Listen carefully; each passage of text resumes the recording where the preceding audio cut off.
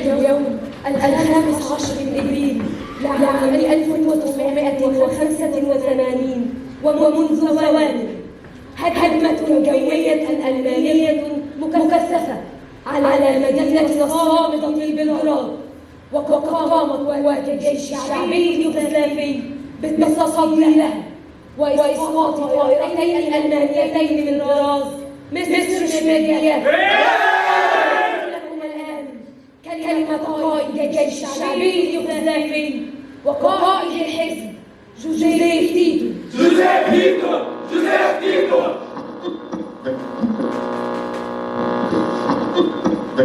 لقد تعطل الراديو مرة أخرى. نيكولاس، ماذا نفعل الآن يا نيكولاس؟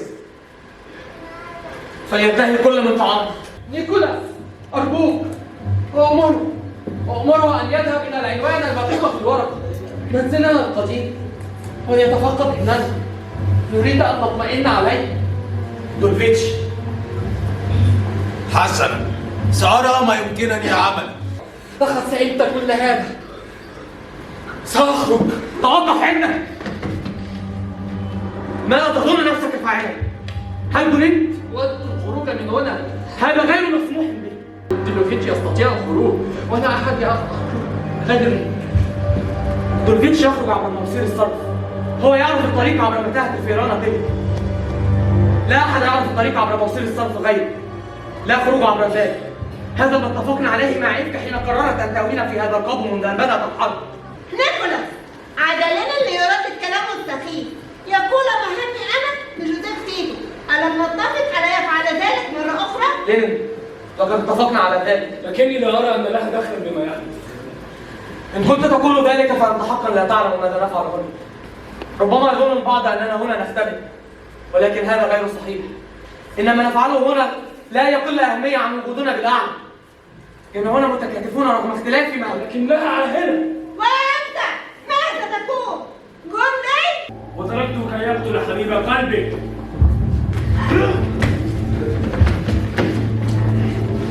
توقفوا! ما هذا الذي يحدث؟ ماذا تفعلون؟ هل جندتم جميعا؟ إيفان، اتركوا ما بيدك. إن ما يحدث هنا لهو عبث طفولي لا نستطيع احتماله. انتهت العطلة. سنعود جميعا إلى مهامنا اليومية. جميعنا إلى طاولة تجميع البنادق. هيا! نحن نعمل منذ فترة، كن زي أيام، واليوم كنا نودع. ما نفعله ليس بعمل. نحن هنا لا نعمل. نحن نعمل منذ 5 سنوات. منذ 5 سنوات حين تعالت أصوات القصر وتناثرت من حولك أحجار البيوت المتهدمة مختلطة بأحشاء الأطفال والعجائز، وأصابتك الهستيريا وظللت حينها تهلوسين بجملة واحدة: لا أريد أن أموت، لا أريد أن أموت. وأخذتك من يدك إلى هنا. لم أتي بك لتعملين، أنا لم أقصد أبي، بل أنقذت حياتك. 5 سنوات تختبئين هنا معنا ونختبئ جميعا منتظرين اللحظة التي يمكننا فيها أن نخرج. لسنا جبناء ولا متخاذلين. لكل منا في الحرب الكبيرة دوره الصغير، ودورنا صغير وفي الخفاء. هنا بين جدران خشبية سميكة وسقف. هنا في هذا القبو نصنع السلاح حتى ينتهي كل هذا وننتصر، حتى نخرج من هنا ونقص قصتنا. وإلى أن يأتي ذلك الحين فإن طال غيابه لن أسمح بأن يتملكنا اليأس. إن الضباب يجعلنا نصطدم من بعضنا البعض. إن غياب الشمس يجعلنا نتخبط في الطريق، ولكن هذا أبدا لن يمنعنا عن التقدم حتى تعودون إلى ابنكم، حتى تتزوجون، حتى تستيقظون في بيوتكم هانئين آمنين. ولكن حتى نصل إلى ذلك ماذا ستفقد؟ ماذا ستخسر من أجل أن تحصل على ما تريد؟ أوليس لكل شيء ثمن؟ ربما الثمن هنا هو حياتك هذه المرة. ربما الثمن هنا أن يقرر أحدكم أن يموت من أجل الوطن، حتى وإن لم يتذكره أحد. بطل مجهول لا يعلم أحد بأمر بطولته إلا هو ذاك، كشخص يروي وردة في صحراء. هو يعلم أنها ستموت غدا حين يرحل، لكنه رواها اليوم، اختصم معها ماء ورحل، ولا يعلم أن غدا سيأتي غيره كي يرويها من ماء، معتقدا أيضا أنها ستموت غدا، ويرحل ليأتي غيره. يموتون جميعا وتعيش هي، وعلى فراش موتهم سيتذكرون تلك اللحظة، يبتسمون. ربما تكون تلك هي لحظتهم الوحيدة الصادقة. فكروا جيدا أنكم هنا في تلك اللحظة بالذات ربما تفعلون شيئا غريبا لا يتقبله منطقا. تروون وردة في صحراء من مائكم. أنتم هنا ربما تكون تلك هي أصدق لحظات حياتكم. فروها ولتعش الوردة، فاصمدوا وليعش الوطن.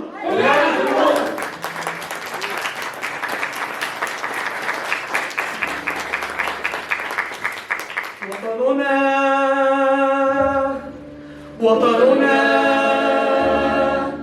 هو ورد على شباك، وطننا ينتصر على الأعداء، وطننا هو ورد على شباك، وطننا ينتصر على الأعداء، وطننا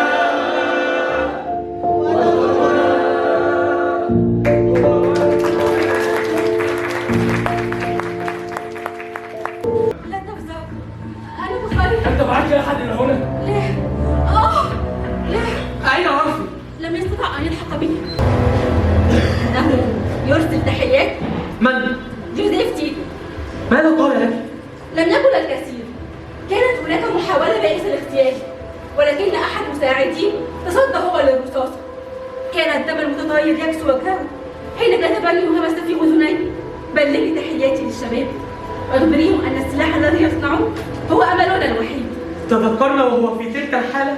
يرسل تحيات دائما لا تخيب ظني. لن يحدث أبدا أبدا. يا رفاق، يا رفاق، لنعد إلى العمل، لنصنع المزيد من السلاح. إن جوزيف تيتو بنفسه يبلغكم تحياته ويطلب المزيد من السلاح. إلى العمل. شيء يحدث هنا، كيف يكون ذلك هو ما في الأعلى؟ نينو، اذهبي إلى النوم. أنا أقف خدمة يا سيدي لا وزير. هذا أمر. اذهبي إلى النوم، وسأقول للجنرال إني أنا من صرف. حسنا يا سيدي. هل وصلت لأخبار عن ابن سامي وسارة؟ لا أثر له. مر على الأمر 5 سنوات على حساباتكم. وعلى حساباتك؟ أنا لا أجيد الحساب. أخبرني، ماذا يحدث بالأعلى؟ لا شيء، الناس تتقاتل دائما. من ينتصر؟ كم عدد الخسائر في الجانبين؟ لا أعرف، لم أرى أي جوانب. لما تراوغ دائما في الإجابة؟ أنا لست جاسوسك الخاص.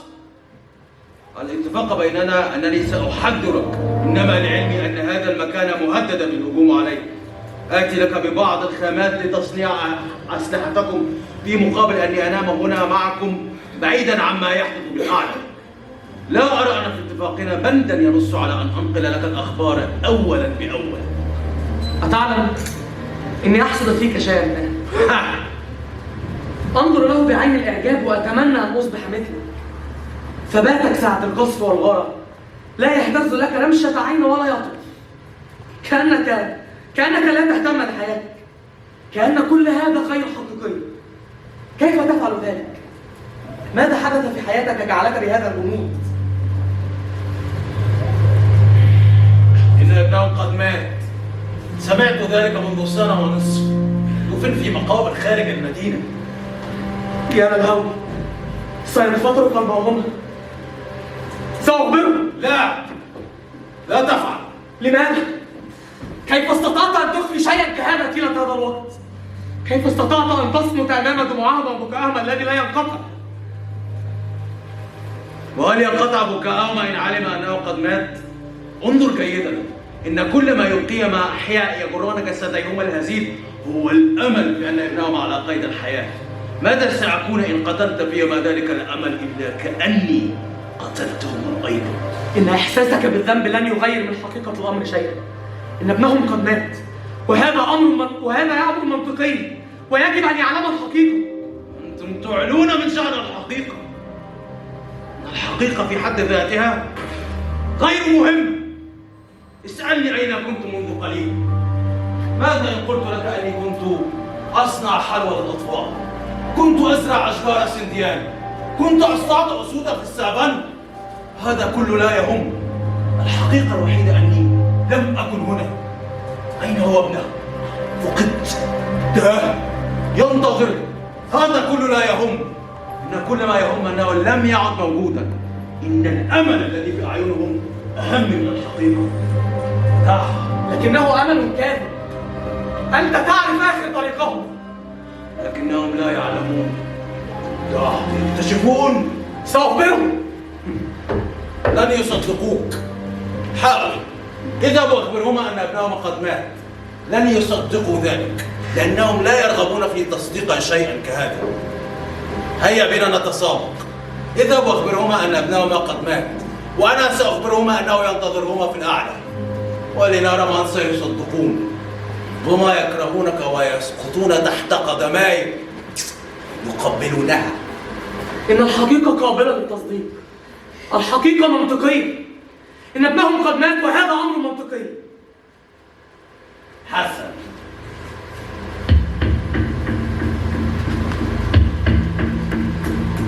لا شيء يحدث في الأعلى.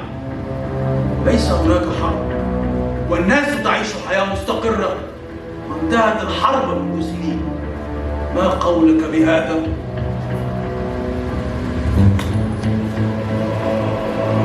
غير حقيقية. تلك ليست الحقيقة، رغم عذوبة ذلك التخيل، إلا أنه ليس حقيقيا. لن أكذب ما أسمع وما أرى طوال اليوم. أصوات القصف توقظنا من نومنا كل صباح، وصوت الراديو يبث الأخبار. إن جوزيف تيتو من أحسن أنت من تختار ما تصدق، وهم اختاروا تصديق أن ابنهما ينتظرهما في الأعلى. من أنا كي أقول لهما شيئا آخر؟ من أنت كي تقول لهما شيئا آخر غير ما يصدقون؟ اصمت، لا تقل شيئا. دع الماء راكدا كما هو حتى لا تبرز رائحة العفن. دعني لأنام.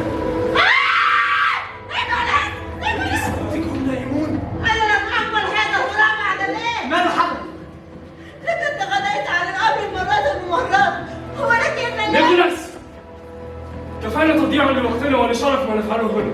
إن وجودها هنا يلوث كل ما نبنيه وندافع عنه هنا. نيكولاس، إنما حدث إن هذا إننا نحارب من أجل بلد عاش فيه الفساد والنشر، وكان لها ولأمثالها يد في فسادنا من تجارة وفجور وما شابه.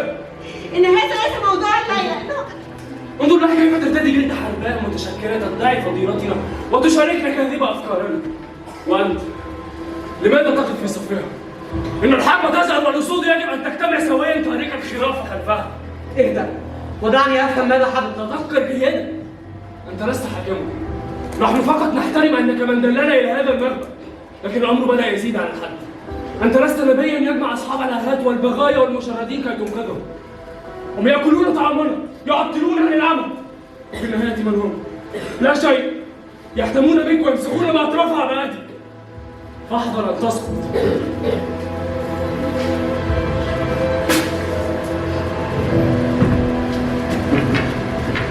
نيكولاس، أنا آسف.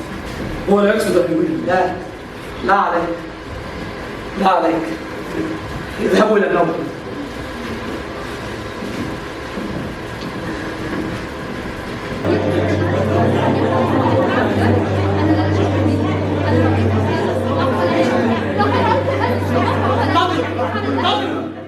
هذا مستحيل.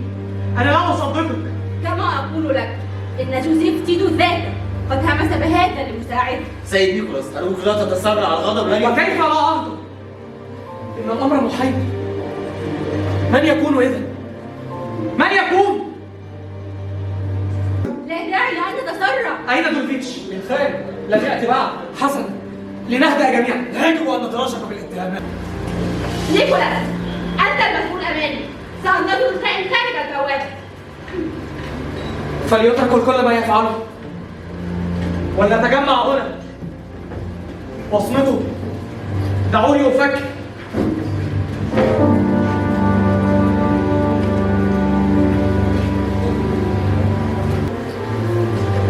نيكولاس، فكر معنا بصوت عالي، شاركنا كما تفعل دائما. يمكن أن يكون للجميع أسباب. أعلم أننا جميعا لا نهتم بنفس القدر بما يحدث هنا أو بالعكس، ولكننا هنا جميعا نعرف الأمر سويا واتفقنا على ذلك. ربما نفقد الثقة أحيانا، ربما تلعب براسنا الأفكار. ماذا لو هربنا؟ ماذا لو قتلت الجميع وانتحرت؟ ماذا لو أحرقت المكان بأكمله؟ لن أقول إنني تأتيني نفس الأفكار لأنها حقيقة لا تأتي لي. أنا أختلف عنكم قليلا. أنا أرى في هذا المكان موطني، هذه البقعة الرطبة التي لا ترى الشمس. أنا أرى موطني فيكم وبينكم. رعشة جسدي حين نغني، أو أداعب أحدكم فيضحك، أو أواسيه فيبكي بين ذراعاي. نظرة حب فيالا لإيثان وهما ممسكان بيد بعض مقبلون على زواج بعد أيام. أليس ذلك هو الوطن؟ من منكم مالت رأسه لأفكار سوداء قاتمة؟ من منكم قد امتلأ عن آخره وفاض به ولم يعد يحتمل؟ من منكم خاننا؟ ولا نسعى لمشاكل. إيثان، تكلم. فيما تفكر؟ لا شيء. أخبرني، من هنا تظن أنه يرغب في الخروج؟ من يكون هذا الخائن؟ أو الخائنة؟ بمن تشك؟ لا. دولفيتش. لا. لماذا تتبع هكذا؟ لا تبع أي تعليمات أو قواعد. بغيض الفضل. لا أعلم، هو يثير الشكوك. لا. أنت فعلا أكثر منا يا نيكولاس. أنت تتحدث معه. بمن تفكر؟ هل يثمر شيئا لا نعلمه؟ هل يخفي أي شيء؟ إذا فأنت تشك به أيضا. ربما. وهل سنواجهه بذلك حياتي؟ ماذا حدث؟ إفكا كانت هنا. افكع تقول أن جوزيف تيتو قال لمساء. أنا أريد أن أسمع. هل رأيتم؟ اهدى يا لنا. الأمر خطير هذه المرة. أكثر من ذلك فأرجوكم لا تجعلوني أقف أمامكم. هذه حرب أنتم الوحيدين فيها الذين ستخسرون. لا تهددنا. نيكولاس، أنا أسعى للشجار. إذا لأي شيء تسعى. في وما دخل بي بما يحدث؟ وما دخلي أنا؟ أنا لا أنفع في هذا الأمر. نيكولاس، بدأ الأمر يضايقني. أنا أكررها للمرة الأخيرة، أنا لست الخائن. إذا من يكون؟ ربما ليس هناك خائنا من الأساس. لم أره. كان آخر شيء ودعتها قبل نومها في حراستي. فلنذهبوا جميعا إلى المخزن الخلفي ودعوني هنا مع بوتيتش. هل تريد أن يتم البكاء معه؟ لا، اذهبوا وانتظروا إشارة مني كي تعودون.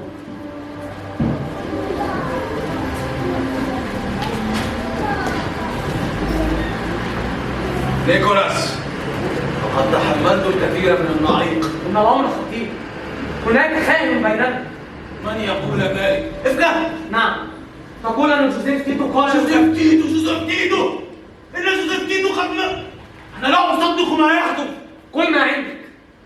دعني لأنام. كيف تفعل ذلك؟ كيف تستطيع ألا تهتم لهذه الدرجة؟ تنام؟ مع كل ما يقام؟ لا شيء يحدث. افعل شيئا.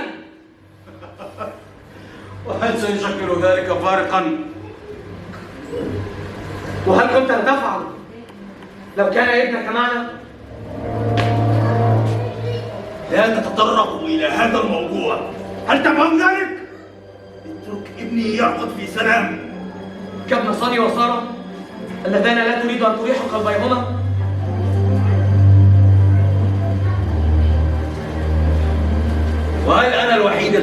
تخفي شيئا هنا يا نيكولاس؟ لقد أقسمت أن لا تفشي هذا السر. أحمل الكثير من الأسرار ضاق صدري بها. إن الموجودين هنا يؤمنون بي، يؤمنون بكلماتي. أنا رمز لصمودهم. ماذا تريد مني أن أخبرهم؟ أنت تقود السفينة، أخبرني كيف توجهها، كيف تدير الدفع. أتخدع نفسك؟ أنت لست قادر على قيادة أي شيء، ونظراتك التي تزين وجهك لن تفيدك أن ترى. كفى يا بيفيتش، يمكن أن يسمعك أحدهم. هل تصر أن أخبر سارة وأساني أن ابنهما قد مات؟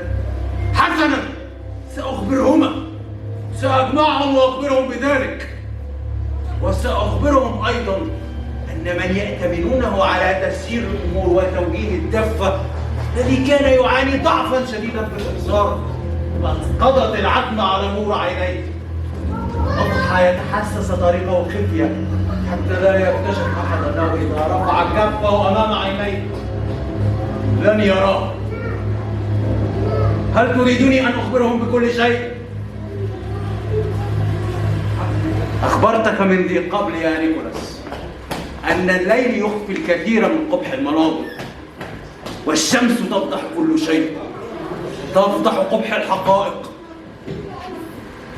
لا داعي لشروط الشمس على ما نخفي قبل طلوع الفجر. لم يحن الأوان بعد.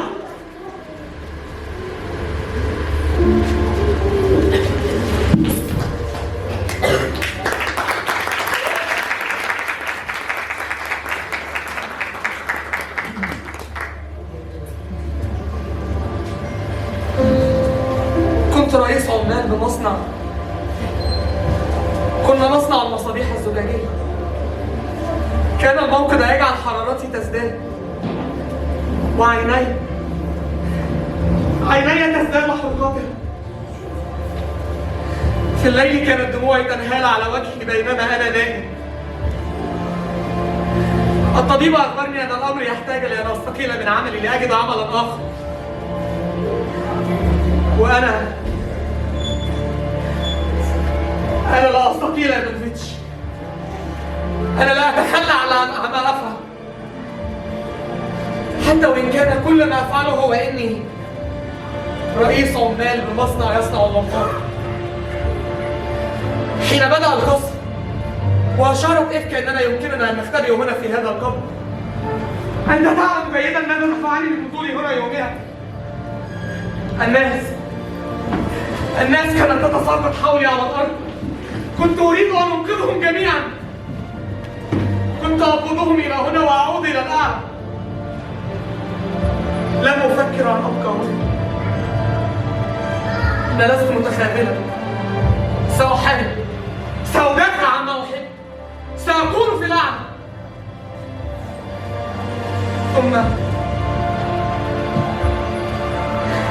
ثم وجدت طفلا صغيرا يبكي،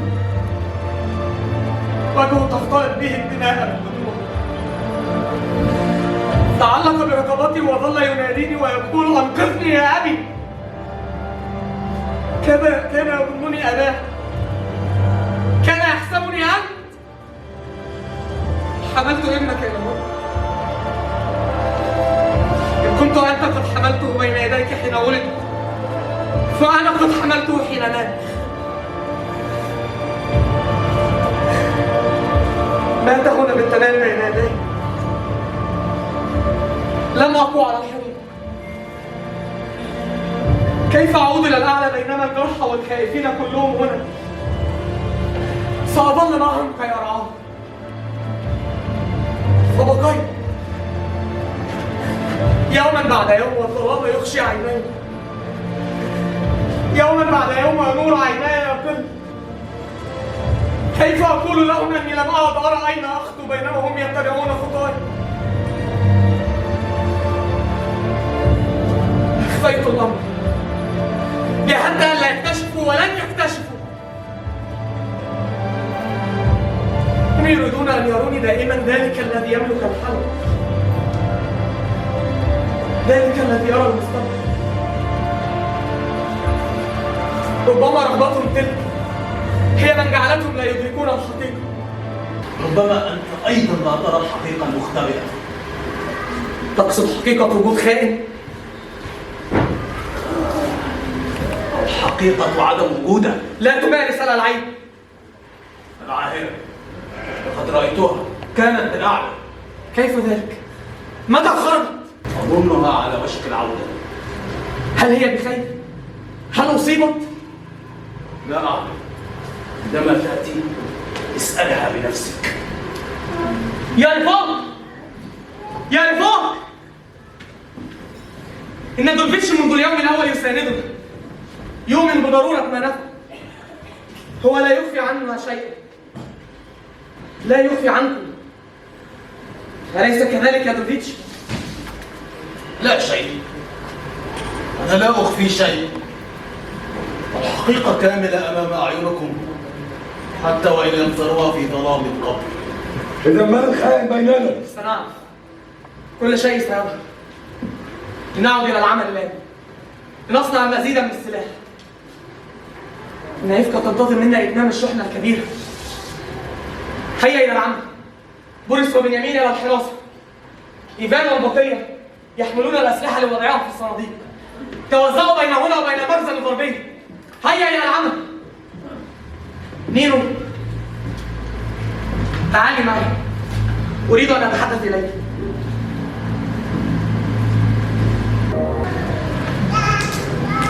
للأسف يا سيدي،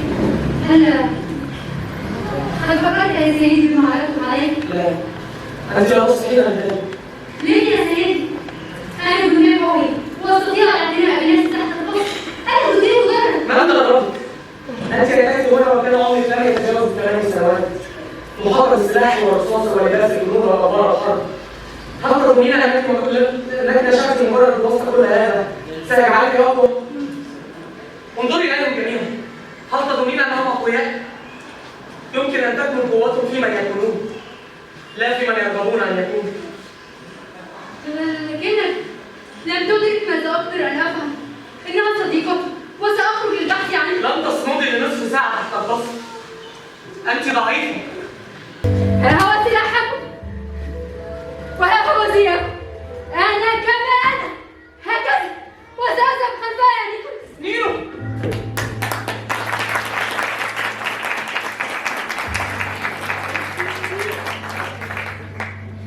اسمي نينا.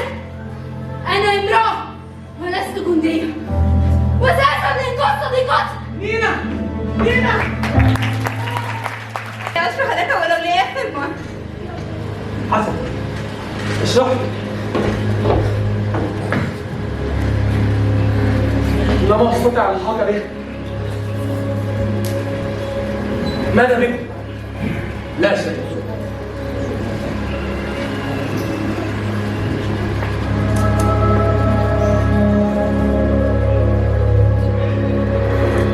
لقد وجدنا الخير. لقد وجدنا الخير. من هو؟ إيفان، ماذا تفعلين؟ أنا ولدت وجدنا إيفان يحسب حقائبه. لا أستطيع التخيل. أيتها العاهرة لا تتكلم يا حقير. اصمت يا الخائن، لا تفتح فمك. أمسك به جيدا. رفقا أرجوكم، أبصرني نيكولاس. لست في حال جيد، لا أستطيع التحدث. لا عليك زيادة. أنا أفضل صدمتك. أنا نفسي عاجز عن التفكير. كيف لك أن تفعل ذلك بها؟ تلك التي أحبتك حبا لا تشوبه شائبة. نيكولاس، هيا نتكلم. الحرب واضحة تماما. على عكس، لا تتحدث عن الحب، لا تتحدث عن الشرف ولا عن الفضيلة. لقد خيبت أملي. أخرجوه من هنا. دعوه بلا طعام ولا واق يحميه من رصاص العدو. ولتتقبل مصير الخونة. أخرجوه.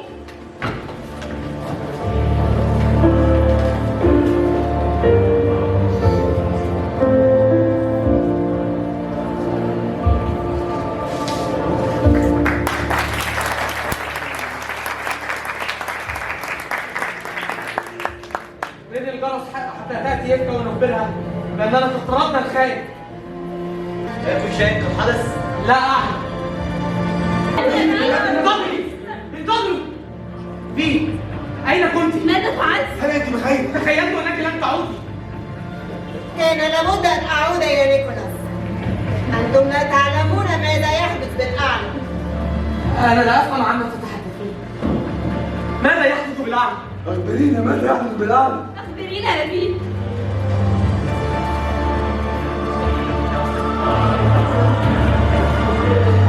الجنود تتقاطع والدماء والأطراف المبتورة في كل مكان والناس تركض تحت القصر وأصوات المدافع وصوت الأذان. أيها المساندون بأصوات الجوع تحت الحصار، أيها الصامدون هنيئا لكم، تذكروا أنا معكم، أنا أراكم وأسمع أخباركم، فاستعدوا، غنوا غنوا ولا تتوقفوا، الوطن ليس ترابا على الأرض.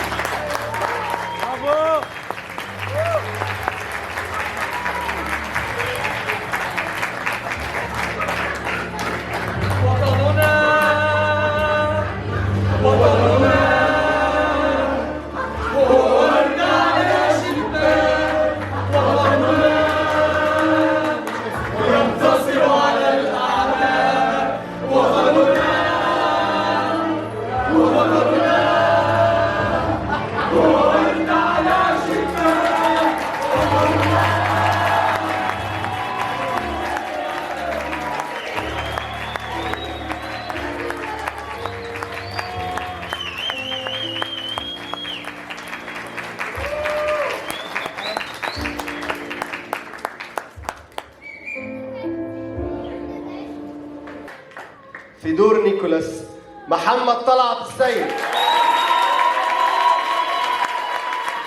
برافو.